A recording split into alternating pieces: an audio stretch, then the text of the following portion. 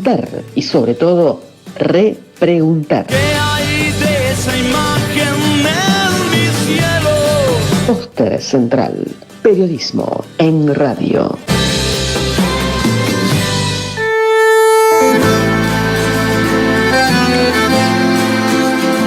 No hay una sola mirada, ni una sola verdad.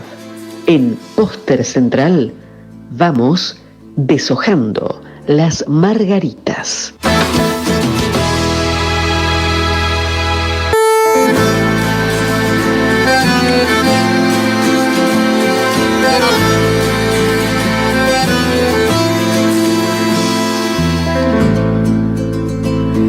Aquellas boletas de la lista 2 del Partido Justicialista y la 3 de la Unión Cívica Radical aparecen como piezas de museo en los 40 años de democracia.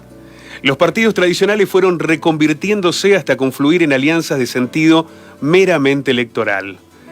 El menemismo en los 90 y el kirchnerismo en la denominada década ganada fueron modelos antagónicos de un peronismo capaz de gobernar durante más de 10 años.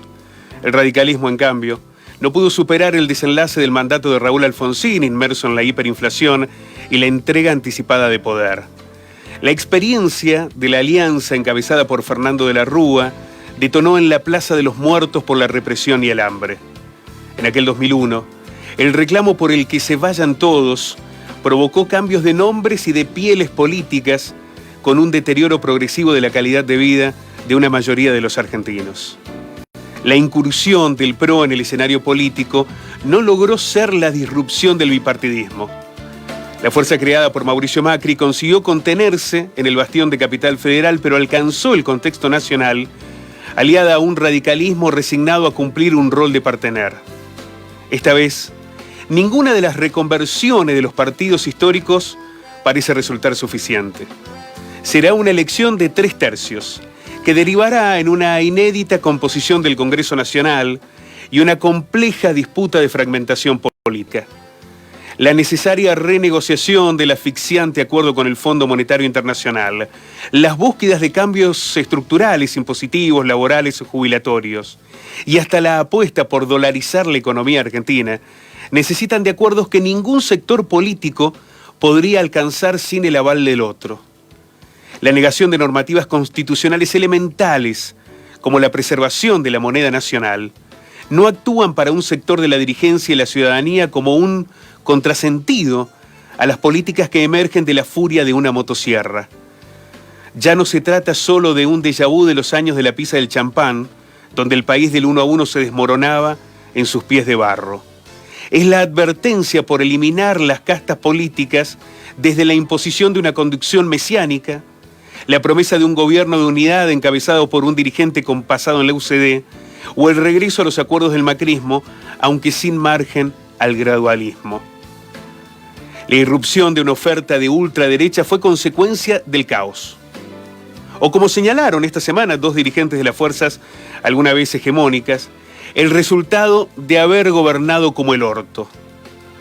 Con su chaqueta de cuero negro y un peinado prolijamente desenfrenado, el ex arquero de fútbol y cantante de rock Javier Milei aspira a un país gobernado por los mandatos del liberalismo. La potestad de vender órganos para evitar la espera de una lista del Incucay, la oferta de privatizar el mar para que un empresario preserve las ballenas en defensa de su propio interés mercantilista, o la negativa a acompañar una ley que garantice la atención integral de niños con cáncer, son parte de una lógica en la que los derechos no son la respuesta a una necesidad, sino las posibilidades que ofrece el mercado. La presunción de 5 planes posibles para dolarizar el país contrasta con la falta de billetes para implementar la medida. Es un camino hacia El Salvador o Ecuador, sin más carteles de señalización que la bronca por la devaluación del peso. Con el kirchnerismo recluido, un presidente que gasta los últimos vouchers de la Casa Rosada en giras por el exterior y una vicepresidenta resuelta al incómodo silencio político, Sergio Massa se convirtió en la dinámica de lo impensado que Dante Panzeri utilizó para describir la imprevisibilidad en un partido de fútbol. Nadie podría imaginar que resultaría competitiva la candidatura presidencial de un ministro de Economía con una inflación del 140% anual. La complejidad es tal que exige al postulante y funcionario negar su pertenencia al actual gobierno en un intento por validar la promesa de algo distinto. Es la compleja construcción de un discurso que necesita cuestionar la alianza política que ayudó a consolidar hace 4 años para convencer al electorado de haber asumido lo que otros abandonaron a través de un Twitter. Massa parece ratificarse más en oposición a la motosierra de Milei que en las certezas de una política económica agobiada por una extensa crisis de pérdida del poder adquisitivo y aumento de la pobreza. El tercio que completa la fragmentación del electorado es el que los poderes hegemónicos imaginaban en un transitar sin obstáculos hacia el poder. La élite económica, judicial y mediática confiaba en que la interna de Juntos por el Cambio iba a decidir al próximo presidente. Facilitaron la gestación de Milei como un panelista entretenido de la televisión, sin advertir que el economista que hablaba a los gritos podía arrancar el mantel de un tirón y dejar a todo el marco político sin los cubiertos sobre la mesa.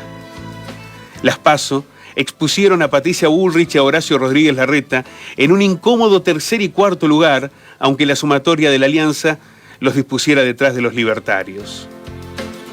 Los votos que podría alcanzar Juan Schiaretti en Córdoba podrían tener una incidencia en la dispersión de votantes de las fuerzas opositoras y confluir en una carta de peso para negociar en el Congreso la gobernabilidad de la próxima gestión. La provincia idílica y hasta ficcional que Schiaretti ofreció en el debate sería algo más que un meme de las redes sociales.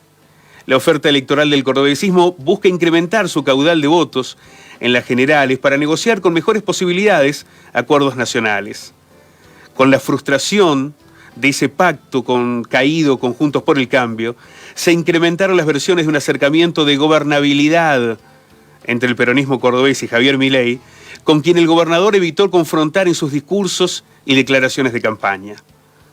Sin más encuestas confiables que el resultado oficial de las primarias, lo que va a ocurrir el domingo sería la antesala a una nueva y definitiva batalla electoral en noviembre.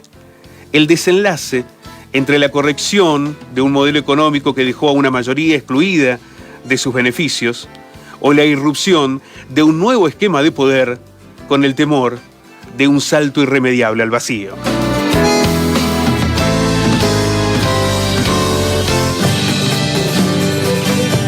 Preguntar y sobre todo repreguntar.